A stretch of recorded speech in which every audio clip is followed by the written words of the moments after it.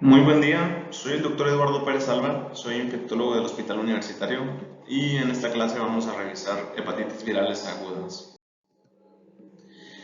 Las hepatitis son la constelación de signos y síntomas que resultan de la inflamación hepática y necrosis celular. Es muy importante que las hepatitis no siempre están causadas por infecciones. De hecho, gran parte de las hepatitis están causadas por medicamentos y por otros agentes tóxicos. Cuando tenemos un paciente inmunocomprometido, no solamente hay que pensar en las causas que vamos a revisar el día de hoy en estas diapositivas, sino que también hay que pensar citomegalovirus y Epstein-Barr. En las clases de hepatitis virales no vamos a revisar esto a detalle, pero en la clase de herpes virus pueden encontrar más información al respecto. En cuanto a los diagnósticos diferenciales de hepatitis aguda, en esta tabla pueden ustedes pausarla, leerlas con detenimiento y clasificarlas. Hoy vamos a hablar predominantemente de las virales, tomando algún tiempo especial en la A, B y C. Empezamos con hepatitis A. Hepatitis A es un RNA virus, un picornavirus específicamente, y su transmisión es fecal-oral. Está asociada a estados de mala higiene y hacinamiento y suele presentarse en brotes. El último de estos se presentó, por ejemplo, en San Diego, en Estados Unidos, asociado a la población de personas sin hogar o en situación de calle que tienen una mal acceso a agua potable y saneamiento. Es un virus que es relativamente resistente al calor y a detergentes, pero es muy sensible a soluciones cloradas como la mayoría de los agentes infecciosos de los que vamos a hablar en estas clases. La fuente más frecuente de los brotes son el agua y la comida, y el periodo de incubación es de 15 a 45 días. Suele ser la transmisión más común fecal-oral. Se excreta en heces por más de 3 semanas antes de las manifestaciones clínicas, por la que una sola persona puede contagiar a mucha gente sin darse cuenta, y esta excreción continúa hasta 24 semanas después del inicio del cuadro de ictericia. Los pacientes dejan de ser fuente de infección después de 1 a 3 semanas del inicio de las manifestaciones clínicas y no existe el estado portador crónico. Una vez que una persona deja de secretar, deja de ser infeccioso de forma permanente. Aquí podemos analizar los modos de transmisión de hepatitis A y es muy importante que también entran en importancia el uso de drogas intravenosas y el contacto de hombres que tienen sexo con hombres. Aunque, como ya mencionamos, lo más importante es el contacto con el paciente con hepatitis A y los brotes por agua y alimentos. El cuadro clínico en menores de 5 años suele ser asintomático, es de las presentaciones más comunes en países como México, y los pacientes mayores de 50 años, ellos sí tienen un riesgo elevado de fatalidad. Generalmente hepatitis A no suele dar muchas molestias, pero cuando da molestias puede ser fulminante, puede acabar con la vida. Y suele esta hepatitis fulminante presentarse también en hepatitis con coinfección con hepatitis B, C o hepatitis alcohólica.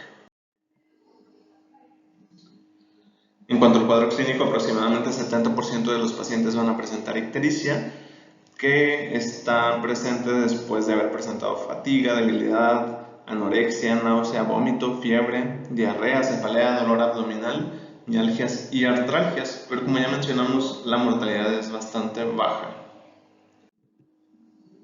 Las manifestaciones extrahepáticas de la hepatitis A suelen ser predominantemente hematológicas en cuanto a anemia plástica, hemólisis, púrpura trombocitopénica, algunas alteraciones neurológicas como síndrome de Guillain-Barré, algunas mononeuritis, algunas mielitis, puede ocasionar necrosis tubular aguda, nefritis intersticial y crioglobulinemia. En Estados Unidos, 3% de los casos de falla hepática son atribuidos a virus de hepatitis A. No existe el estado de portador crónico, como ya había dicho en una diapositiva previa, y la recuperación conlleva protección de por vida. Los marcadores serológicos que utilizamos para el diagnóstico de esta enfermedad son IgM antivirus de la hepatitis A, que esta está presente al inicio de la sintomatología en el 95% de los casos. ¿Por qué? Pues como ya habíamos dicho, los pacientes son infecciosos desde 3 semanas antes del inicio de los síntomas, entonces estos pacientes ya tuvieron tiempo para hacer anticuerpos, por lo que IgM es una buena herramienta para diagnosticar a estos pacientes. Este IgM va a estar detectable por 3 a 6 meses y luego viene la aparición de IgG, antivirus de la hepatitis A. Este confiere protección de por vida. Aquí podemos ver una línea del tiempo de las manifestaciones de hepatitis A y podemos ver lo que ya les relataba, cómo el IgM empieza a estar presente incluso desde antes de la elevación de la ALT, y conforme va disminuyendo los niveles de IgM empiezan a subir los niveles de IgG. En Estados Unidos, las poblaciones que deben recibir vacuna de hepatitis A: todos los niños de 1 a 2 años, personas con algún otro tipo de hepatopatía, personas que viven con VIH, usuarios de drogas intravenosas y algunos otros inmunocomprometidos. Las personas que manejan pruebas de hepatitis A, ya que pueden contagiarse con una de estas pruebas, algún viajero que viaja a un área endémica, los hombres que tienen sexo con hombres, los trabajadores en ambientes de alto riesgo, como aquellos que trabajan en guarderías, y niños en algunos estados específicos de Estados Unidos. En México la vacuna no es tan utilizada debido a que una gran parte de la población ha estado expuesta desde una edad muy temprana a hepatitis A. Las recomendaciones para la profilaxis post-exposición es que aquellas personas de 1 año a 40 años reciban vacuna de hepatitis A la edad apropiada. Las personas mayores de 40 años deben de recibir inmunoglobulina, así como los niños menores de 12 meses o aquellas personas inmunocomprometidas. Desafortunadamente la inmunoglobulina es difícil de conseguir en nuestro país, por lo que lo mejor es asegurarse de que aquellas personas que se encuentran en riesgo tengan adecuada protección con IgGs. La hepatitis A suele ser benigna, se presenta con ictericia en los niños y en los adolescentes. Las hepatitis fulminantes representan solamente el 0.6% de los casos, y esos pacientes que tienen hepatitis fulminante suelen requerir trasplante hepático, aunque desafortunadamente en nuestro país no es una realidad universal para todos los pacientes. Pasando a hepatitis B. Este es un virus DNA, a diferencia del virus que revisamos previamente. Se transmite a través del intercambio de fluidos. Es la causa más común de enfermedad por hepatitis crónica y la causa más común de cirrosis y carcinoma hepatocelular en el mundo. Aquí podemos ver que desafortunadamente en las poblaciones que viven con VIH suele coexistir la coinfección de hepatitis B, hepatitis C y VIH. Se estima que 350 millones de personas tienen hepatitis crónica por hepatitis B. La frecuencia de infección es más alta en hombres y en afroamericanos, y en Estados Unidos la infección principalmente ocurre en adultos a través del contacto sexual. En las áreas de alta prevalencia, la mayoría de los casos nuevos son por transmisión vertical. Desafortunadamente en México seguimos viendo algunos de estos casos de transmisión vertical. Es muy importante que los médicos de primer contacto, que llevan control prenatal de las mujeres embarazadas en México, deben estar atentos para descartar que esa mujer tenga hepatitis B crónica y que al momento del parto pueda transmitir la infección al niño. En áreas de baja prevalencia, la infección suele ser a través de contacto sexual, compartir artículos de higiene personal o uso de drogas intravenosas. Los modos de transmisión ocurren también en mayor proporción en hombres que tienen sexo con hombres, en aquellos usuarios de drogas intravenosas, alguien que tiene un contacto sexual con un paciente conocido ya con hepatitis B crónica, y desafortunadamente también se pueden contagiar a algunos pacientes con transfusiones y en centros de hemodiálisis, aunque se trata de que esto sea lo menos posible. El riesgo de desarrollar hepatitis aguda por hepatitis B después de una transfusión sanguínea se estima en unas 63,000 unidades transfundidas. Esto suena como un riesgo muy bajito, pero debemos pensar que esta cantidad de unidades de sangre no es tan alta. En hospitales como el Hospital Universitario se transfunden muchísimas unidades de sangre, por lo que siempre es muy importante pensar en una transfusión sanguínea como un trasplante de tejidos. Debemos de tomarlo con esa seriedad y pensar que de transfundir a nuestro paciente lo estamos poniendo en riesgos. Por lo tanto, solo lo debemos hacer si es absolutamente necesario. Las poblaciones en las que se recomienda hacer un escrutinio para hepatitis B es en aquellas personas que son donadores de algún tejido. En los profesionales de la salud, recuerden que todos ustedes como estudiantes deben de estar vacunados para hepatitis B. Para asegurarse que la vacunación de hepatitis B ha sido efectiva, se debe medir anticuerpos contra el antígeno de superficie, y si estos están arriba de 10 quiere decir que la vacunación resultó eficaz en esa persona. Si eso no se logró, la persona se tiene que revacunar. Y nuevamente repito, esto es de especial importancia en los profesionales de la salud. También se debe hacer el escrutinio en los niños que nacen de madres identificadas como portadoras crónicas de hepatitis B, en usuarios de drogas intravenosas, hombres que tienen sexo con hombres, personas que están en hemodiálisis. La mayoría de los programas de hemodiálisis hacen escrutinio de sus pacientes cada 3 meses. La incidencia de la hepatitis B ha disminuido desde 1992, cuando se instauró la vacunación infantil por la OMS. Esto hace que la mayoría de ustedes, las personas que están escuchando este audio, ya estén vacunadas. Sin embargo, es muy importante, como ya les dije, revisar si realmente ese esquema de vacunación fue adecuado para ustedes o si logró generar inmunidad. La hepatitis B se puede transmitir percutánea o a través de mucosas expuestas a sangre o líquidos corporales infectados. El riesgo de transmisión se relaciona directamente con el nivel de viremia, es decir, entre más virus tenga la persona o el paciente, es más probable que contagie a otra persona con ese líquido. La incidencia más alta de infección ocurre entre los 25 y los 44 años de edad.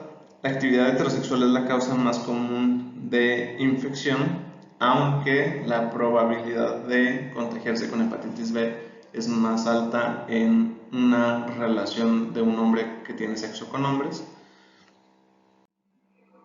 Y una vez que el virus entra al torrente sanguíneo, se inicia el periodo de incubación. Este periodo de incubación va entre 1 y 6 meses, más o menos 2 meses en promedio. Y los factores que afectan la duración del periodo de incubación es predominantemente la cantidad del inóculo y la habilidad de los receptores de superficie de capturar al virus de la hepatitis B. Es decir, si a mí me contagia alguien que tiene hepatitis crónica con muchos virus, mi periodo de incubación va a ser más corto. Si me contagia alguien que tiene muy poquitos virus, mi periodo de incubación va a ser más largo. Las fases de la enfermedad: tenemos primero la inmunotolerancia, que es un periodo de incubación. En este tenemos altos niveles de virus, tenemos altos niveles de antígeno de superficie de hepatitis B y de antígeno E de hepatitis B. Tenemos luego la fase inmunoactiva. En este es un periodo sintomático de la hepatitis B, donde incrementan los niveles de enzimas hepáticas. Tenemos finalmente la seroconversión, donde hay una conversión del antígeno E de hepatitis B por anticuerpo anti-E de hepatitis B, lo que representa un control inmunológico.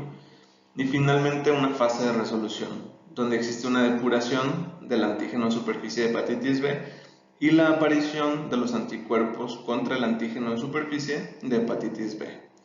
Una persona que llega hasta esta fase de resolución y forma adecuadamente anticuerpos contra el antígeno de superficie de hepatitis B es una persona que se puede considerar curada.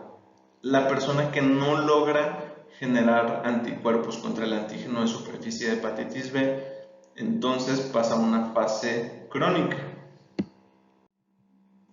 En la mayoría de los pacientes, los síntomas suelen ser poco específicos, insidiosos, de corta duración. Comúnmente son anorexia, malestar general, náusea, vómito y dolor abdominal, y pueden durar de 1 a 5 días, tan corto como eso, o hasta semanas. Y la fase ictérica se manifiesta entre 60 y 90 días del inicio de la infección, dependiendo del inóculo. La ictericia en los infantes y los niños raramente ocurre. En general, si la ictericia se presenta, puede durar de 1 a 2 días hasta varias semanas. Y la resolución de la infección se asocia con la eliminación del virus de la sangre y la presencia de anticuerpos contra el antígeno de superficie de hepatitis B, lo que mencionábamos hace unas cuantas diapositivas. Esto confiere inmunidad. Si yo me curé de hepatitis B y produzco anticuerpos contra el antígeno de superficie de hepatitis B, voy a ser inmune contra hepatitis B el resto de mi vida. El desarrollo de cronicidad en adolescentes y adultos es casi exclusivo de aquellos con curso relativamente asintomático y que no desarrollaron ictericia durante el evento agudo. Es decir, aquellas personas que se ponen más ictéricas, que tienen más inflamación hepática, tienen una respuesta inflamatoria más exagerada contra el virus y suelen curarse más frecuentemente del virus. Las personas que no reaccionan mucho ante la presencia del virus son las personas que se quedan con infección crónica. Los niños menores de 5 años son raramente sintomáticos o desarrollan ictericia, ya lo habíamos mencionado, y casi el 95% de estos niños e infantes desarrollan hepatitis crónica. Entonces es muy importante evitar los contagios temprano en la vida. Por eso es muy importante vacunar a todos nuestros niños, por eso es muy importante diagnosticar a las madres portadoras crónicas de hepatitis B. Y aquí tenemos la evolución de la infección. Fíjense cómo al principio hasta la izquierda tenemos el contacto y un periodo de incubación, y cómo poco a poco van subiendo los niveles de antígeno en superficie de hepatitis B.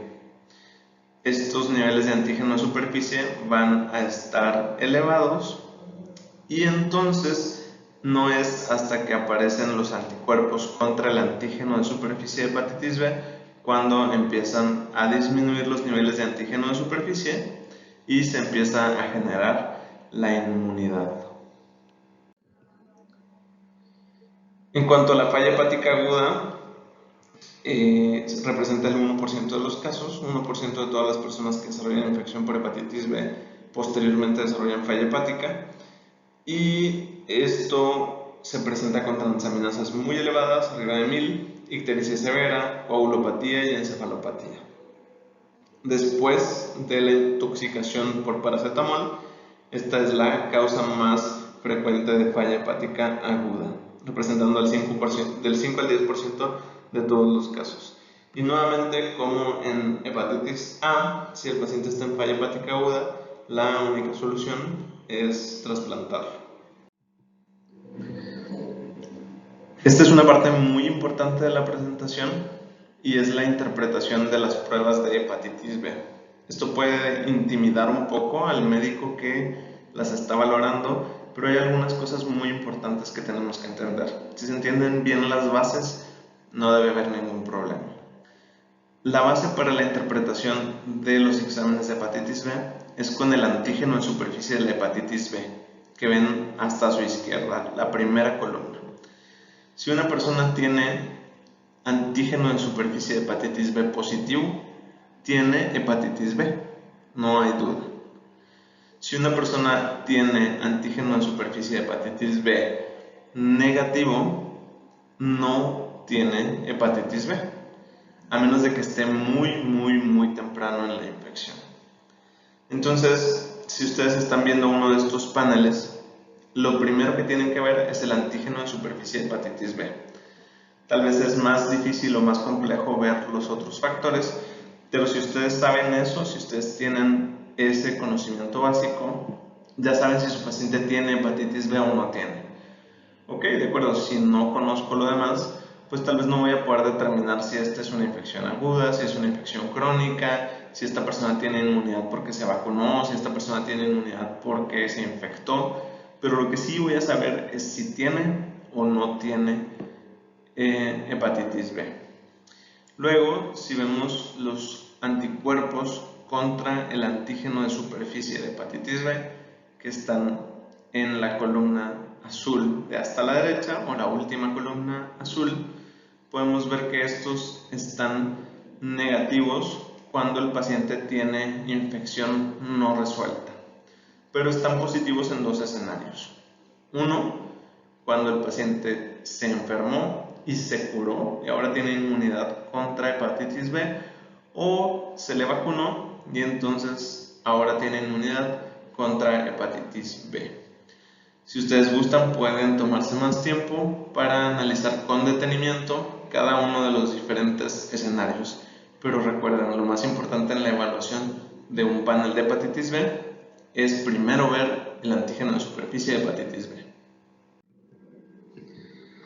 Los factores de riesgo para desarrollar para desarrollar carcinoma hepatocelular cuando uno tiene infección crónica por hepatitis B es abuso de alcohol, pertenecer a la raza africana o asiática, tener ya cirrosis, tener coinfección con hepatitis C o D, tener historia de carcinoma hepatocelular, tener una carga viral muy alta con más de 10.000 copias, tener más tiempo con la infección, pertenecer al sexo masculino o ser fumador. Las poblaciones que deben considerarse para vacuna de hepatitis B, sinceramente deberían ser todos. Todo mundo debería estar vacunado para hepatitis B, de preferencia desde la infancia, particularmente estas poblaciones que tienen más riesgo.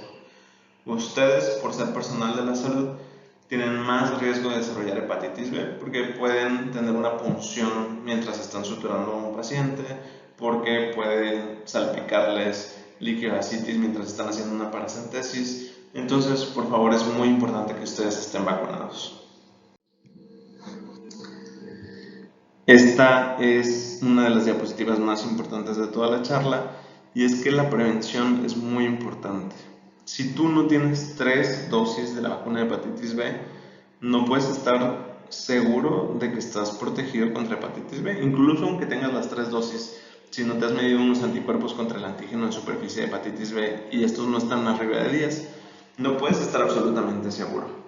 Aunque la posibilidad de tener protección con un esquema completo de 3 vacunas de 0, 1 y 6 meses es bastante bueno.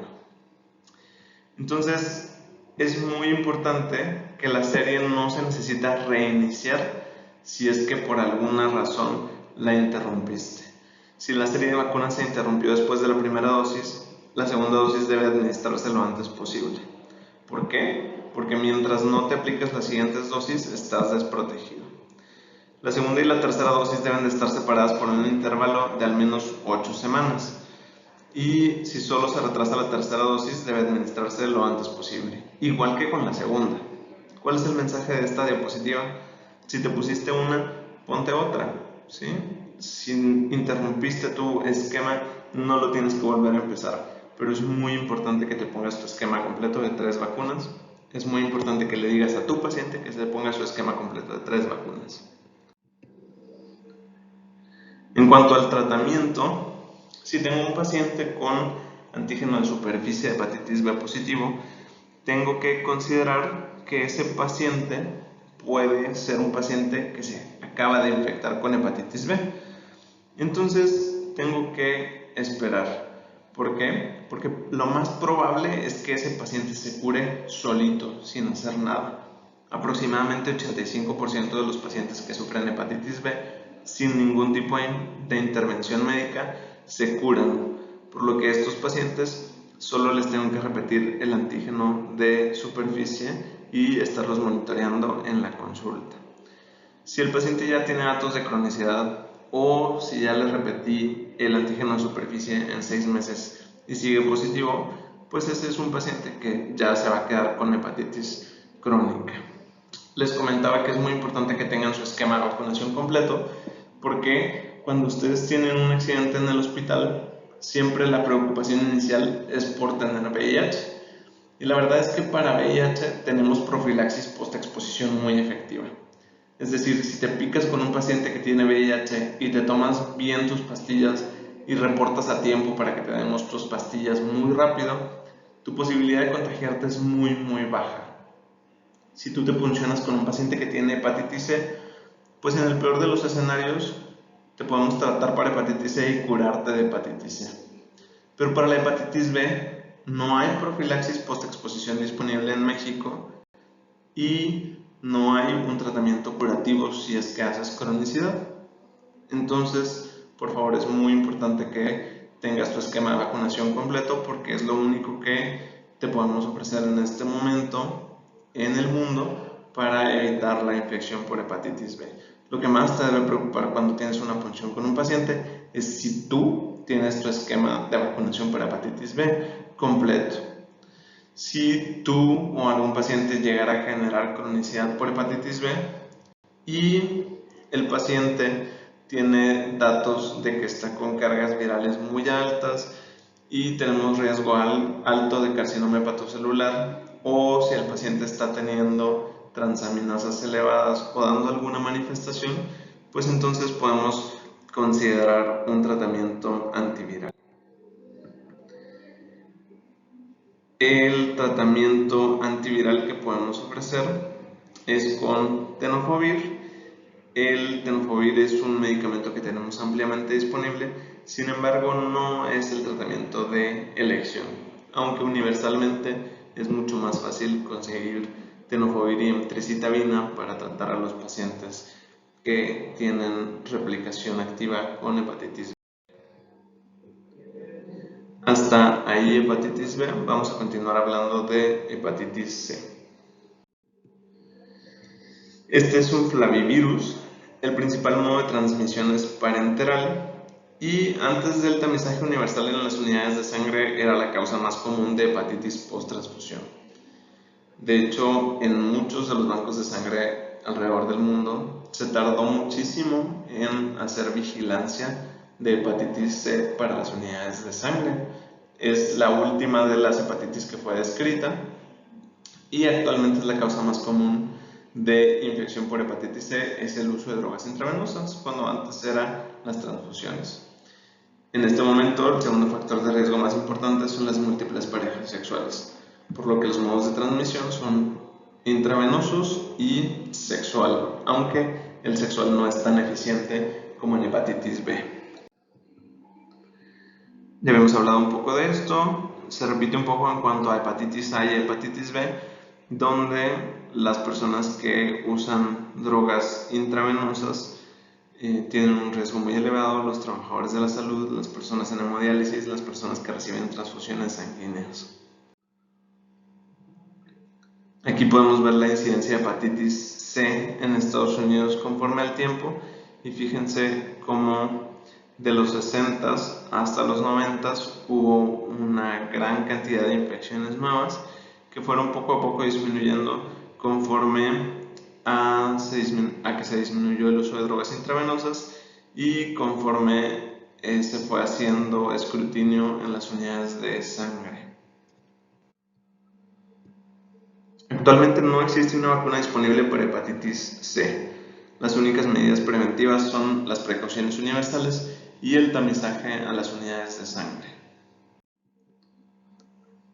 ¿A quién se recomienda hacer un escrutinio para hepatitis C? Las personas que utilizan drogas intravenosas, las personas con infección por VIH, las personas con hemofilia que recibieron concentrados de factores de coagulación previo a 1987 en Estados Unidos y previo al 92 en México.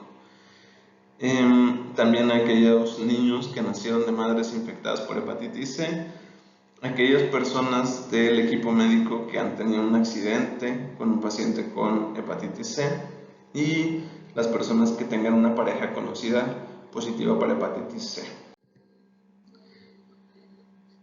Fíjense en el mundo cómo está distribuida la prevalencia de hepatitis C. México se considera como un país de prevalencia media. Sin embargo, en países como México es muy importante que a todas las personas que pertenecen a la generación de los baby boomers, sin importar si tienen alguno de los factores de riesgo que les comenté en la diapositiva anterior, deben de pasar por escrutinio al menos una vez en la vida. En los adultos generalmente la infección es asintomática, solo el 10 al 20% de los pacientes desarrollan ictericia y solo 20 a 30% desarrollan síntomas inespecíficos como fatiga, náusea o vómito. En los pacientes que desarrollan ictericia, la bilirrubina puede subir hasta 10 a 15 y las transaminasas arriba de 1000. La mayoría de los casos no tratados por hepatitis aguda por hepatitis C progresan a la cronicidad, como aproximadamente en el 85% de los casos. Noten eso, que es el opuesto a lo que habíamos dicho de hepatitis B. En hepatitis B los que se infectan agudo, 85% se curan. En hepatitis C, el 85% se vuelven crónicos. La recuperación espontánea es más frecuente que ocurre en pacientes que desarrollaron ictericia, igualito que en hepatitis B. Y los pacientes infectados con genotipos 2 y 3, las mujeres jóvenes no afroamericanas y los pacientes con un descenso rápido en la carga viral en las primeras 4 semanas son pacientes que suelen estar más asociados a recuperación espontánea o ese 15% de pacientes que sí logran curarse sin alguna otra intervención. La progresión de la enfermedad de todas las personas que se exponen y que tienen una infección aguda, habíamos dicho que entre un 15 y un 40% en las series más optimistas se resuelven de manera espontánea, 85% persisten con la infección y suelen estar estables. La hepatitis C es una enfermedad que avanza despacio.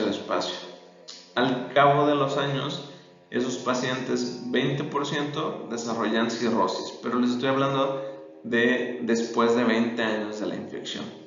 Y de aquellos que desarrollan cirrosis, un 25% progresan hasta la falla hepática o al carcinoma hepatocelular. La carga viral puede ser detectada por amplificación del material genético dentro de las primeras 2 semanas de la infección aguda. Y esto es usualmente antes de que el paciente se vuelva asintomático, de que desarrolle elevación de los niveles de ALT o de que desarrolle anticuerpos antihepatitis C. Si yo tengo una carga viral positiva en plasma, esto es un diagnóstico confirmatorio de hepatitis C. Los anticuerpos antihepatitis C se desarrollan en forma gradual después de la infección inicial y se detectan por medio de ELISA. Los nuevos equipos detectan anticuerpos de 7 a 8 semanas posteriores a la infección, por lo que tengo un periodo de ventana significativo. Aún con la carga viral tengo un periodo de ventana de 2 semanas, pero los anticuerpos sí se tardan mucho más, como 2 meses. Debido a que son menos específicos, se recomienda una prueba confirmatoria. Es decir, si yo tengo a alguien a quien le hice una carga viral con hepatitis C y está positiva, esa persona tiene hepatitis C. Si yo tengo una persona a quien le hice unos anticuerpos antihepatitis C y está positivo, eso no quiere decir que la persona tenga hepatitis C. Forzosamente tengo que hacerle una carga viral para confirmar el diagnóstico. Y los anticuerpos contra hepatitis C tienen el problema de que se vuelven positivos en muchas otras enfermedades. Por ejemplo, los pacientes que tienen presencia de anticoagulante lúpico suelen tener anticuerpos antihepatitis C positivos. Por eso es muy importante que yo no le haga anticuerpos antihepatitis C a una persona que no sospeche realmente que pueda tener hepatitis C.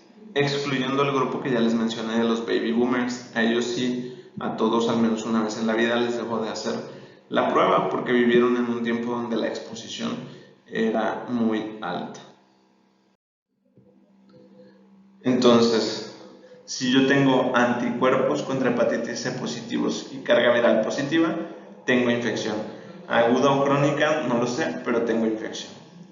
Si yo tengo anticuerpos antihepatitis C positivo, pero una carga viral negativo, o me infecté y me curé, o me infecté y me dieron medicina y me curé, o tengo unos anticuerpos antihepatitis C positivos por ser un falso positivo. Si yo tengo anticuerpos antihepatitis C negativos pero una carga viral positiva, eso es una infección aguda que capturé entre la semana 2 y la semana 8 de infección. Aunque también los pacientes con inmunosupresión, por ejemplo los pacientes que viven con VIH, pueden tener carga viral positiva con unos anticuerpos contra hepatitis C negativos. Esto pasa alrededor del 2% de los pacientes que tienen VIH y hepatitis C. Y si los anticuerpos están negativos y la carga viral está negativa, pues mi paciente no tiene infección por hepatitis C. La meta principal del tratamiento es detener la progresión. Las tasas de éxito en la infección aguda alcanzan el 90%, comparado con el 50% en la infección crónica con los tratamientos viejos. Ahorita vamos a hablar un poco de los tratamientos nuevos. El inicio del tratamiento generalmente se retrasa hasta las 4 o 12 semanas del inicio de los síntomas. Y como ya les había dicho, la hepatitis C es curable, y esto es algo que hay muchos médicos que todavía no saben porque es algo relativamente nuevo. Los antivirales de acción directa contra hepatitis C apenas estuvieron disponibles en el 2011 en el mundo, no en ese mismo año en México. Desafortunadamente siguen siendo muy caros, pero ya están disponibles por medio de algunos servicios médicos como IMSS y como las cláusulas de enfermedades catastróficas del Seguro Popular, que aunque ya no existe, el programa de hepatitis C sigue activo. Aquí tenemos algunos ejemplos de los antivirales de acción directa. No pretendo que se los aprendan todos, pero sí necesito que sepan que existen. Tengo inhibidores de proteasa, así como los inhibidores de proteasa que usamos en infección por VIH, y el ejemplo en hepatitis C es boceprevir. Tengo inhibidores de NS5B, que para aquellos de ustedes que tengan curiosidad pueden ir a su libro de texto y ver un poco más sobre el ciclo de vida de hepatitis C para entender por qué los inhibidores de NS5B y de NS5A son importantes en el tratamiento de la hepatitis C. Y el inhibidor de NS5B más famoso es sofosbuvir. Es una de las piedras angulares en el tratamiento de hepatitis C hoy en día. Y este sofosbuvir lo puedo mezclar con alguno de los otros medicamentos, como por ejemplo ledipasvir, velpatasvir o daclatasvir. Lo más común que utilizamos hoy en día en México, que puede que vaya cambiando conforme pasen los años, es sofosbuvir con velpatasvir. Y el tratamiento suele ser por 12 semanas, a menos de que yo tenga un paciente que tiene una carga viral muy baja, donde los tratamientos pueden acortarse a 8 semanas. Como les dije, comprar este tratamiento es muy caro, pero hay servicios de salud en México que lo ofrecen. En cuanto a la hepatitis D, fue descubierta en 1977 por el doctor Mario Rizzetto. Es un delta virus, es un RNA virus, y tiene la peculiaridad de que solamente puede infectar a personas que ya están infectados por hepatitis B. No produce su propia cápsida. En el curso clínico, la coinfección suele ser de un cuadro autolimitado con infección crónica en 2% de los casos, pero si existe esta coinfección, eso hace que la hepatitis fulminante sea más común. La superinfección causa una hepatitis severa y una enfermedad crónica en el 90% de los casos. Y obviamente al tener dos virus infectándonos, la probabilidad de tener un hepatocarcinoma es mucho más alta. El abordaje es con IgG antivirus de la hepatitis D, que se debe confirmar con PCR, que no está ampliamente distribuido. Si la infección se resuelve, el anticuerpo IgM antivirus de la hepatitis D desaparece después de unos meses. y el anticuerpo IgG, antivirus de la hepatitis D, va a persistir momentáneamente, aunque con el tiempo puede desaparecer. El tratamiento es con interferón pegilado por 48 semanas. Sin embargo, estos tratamientos son bastante agresivos.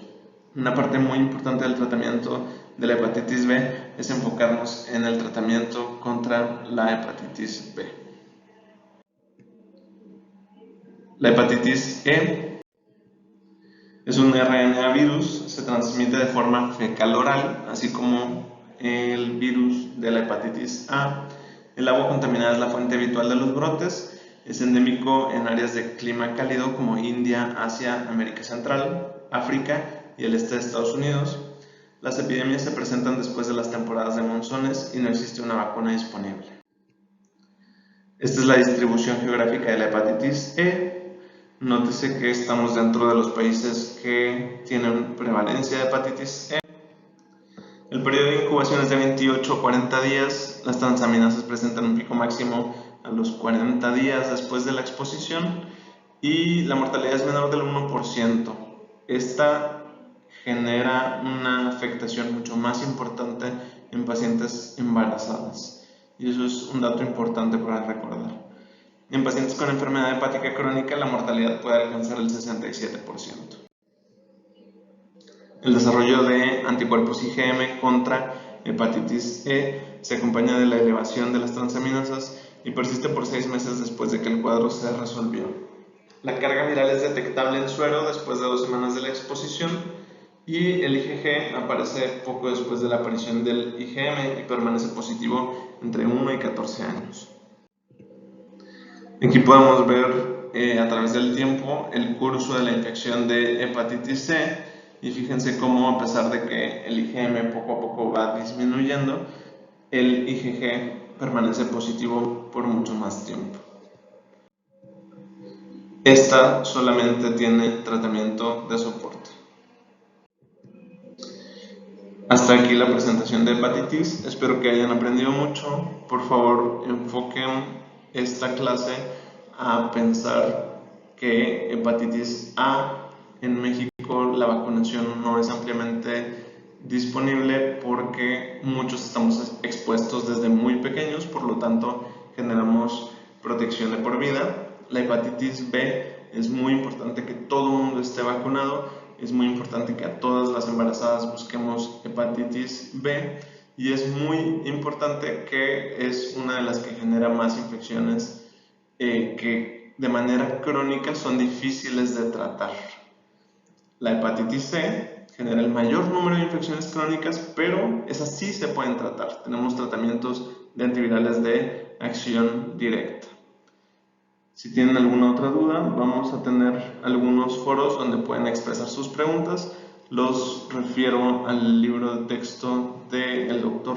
Ramos y al Mandel de enfermedades infecciosas, donde podrán encontrar mucha más información. Muy buena tarde.